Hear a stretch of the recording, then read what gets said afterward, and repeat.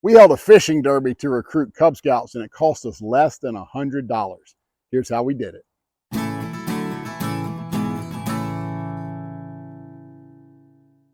We decided to kick off our Cub Scout year a little differently this year and held a fishing derby. We invited all of the Cubs in the pack and asked them if they had a friend who wasn't a Cub Scout who might want to join, to bring them along. We ended up with about 25 kids, and of those 25, 5 were brand new and were not members of Cub Scouts, and all 5 joined our pack. First thing we did was find a location. Now, we had our derby out at a private residence on Lake Murray, which is close to downtown Columbia, South Carolina. Now, it doesn't have to be a private house. You could go to a state park, you could go to a pond, you could go to a river. Basically, anywhere that's got fish and a waterfront, it doesn't really matter where you have this. For fishing gear, we asked the kids to bring their own rods and reels.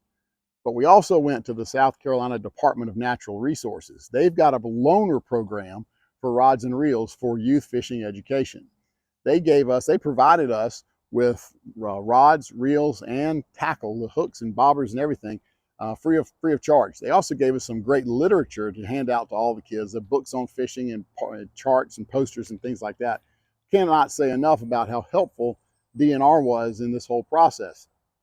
The tackle was basic, like a basic spin cast reel, a Zebco 202 if you're familiar, and we used a J hook, a number 6 J hook with a single split shot sinker and a bobber. As a joining activity, we played backyard bass. Now, if you're not familiar with backyard bass, you should be.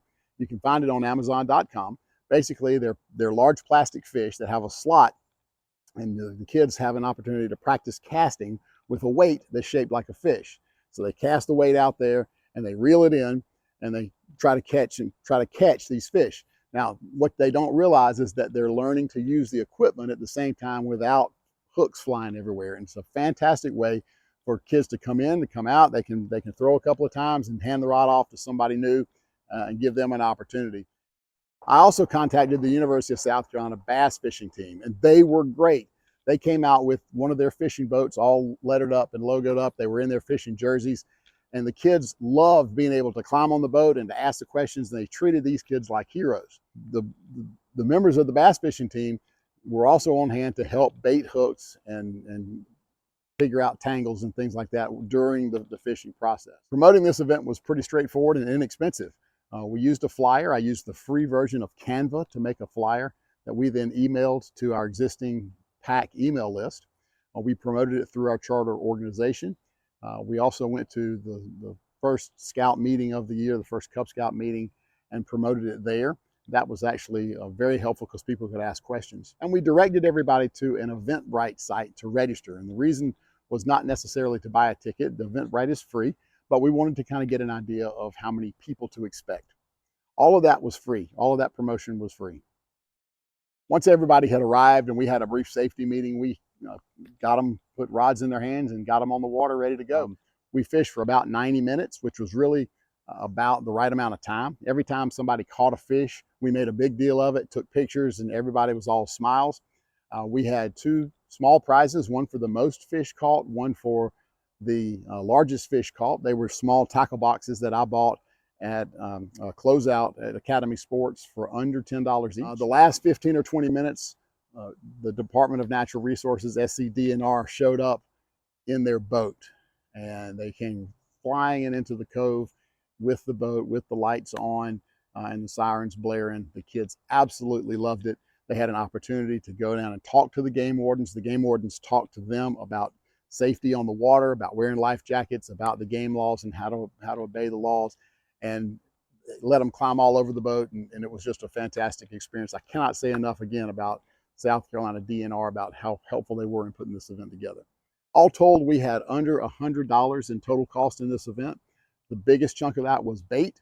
Between crickets and worms, we had about 25 pieces of bait per person for the 90 minutes that we fished. That was just about right. We ran out of worms. We still had some crickets left over at the end. It's about 400 crickets, I think, and about 125 worms. We cut the worms in half. Again, we're using a number 6 J hook with a sinker, so the hook is small, so the whole worm wouldn't necessarily fit. Spent under $20 on the prizes. We spent another $15 or so on some ice and water to have on hand. Spent another 15 or 20 on first aid kit kind of replenishments just in case somebody got hurt. So the USC bass fishing team came with the understanding that they could sell some of their gear, which included this sweet hat I'm wearing with the throwback Carolina script logo. I love it. Bought that from them as a thank you for coming out and giving their time. They sold hats and t-shirts and sold a fair amount of stuff, so they were good. If you don't have a bass fishing team or a university team, I'm certain that you can find somebody that's got a fishing boat that can come out and provide that centerpiece or something, that kind of wow factor.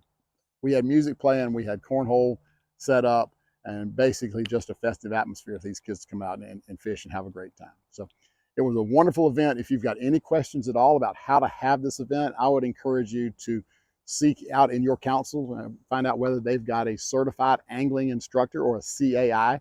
The Boy Scouts CAI Certified Angling Instructor Program is designed to teach leaders like me how to teach kids how to fish, because fishing is such a fantastic entry-level outdoor activity.